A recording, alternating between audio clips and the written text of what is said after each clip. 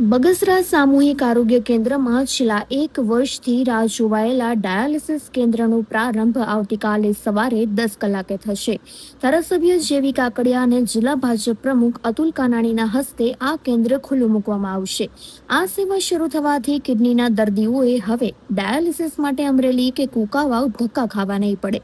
બગસરા અને આસપાસના ગ્રામ્ય વિસ્તારોના તમામ દર્દીઓને આ સુવિધાનો લાભ લેવા ખાસ અનુરોધ કરાયો છે. બગસરાવાસીઓની લાંબા સમયની માંગ હતી અને રાહ હતી. આતુરતાનો અંત આવી રહ્યો છે. આવતીકાલે બગસરા સામૂહિક આરોગ્ય કેન્દ્ર ખાતે 10 વાગે બગસરાની સુવિધામાં વધારો થઈ રહેલો છે તેવા ડાયાલિસિસ સેન્ટરનું ઉદઘાટન થવાનું છે.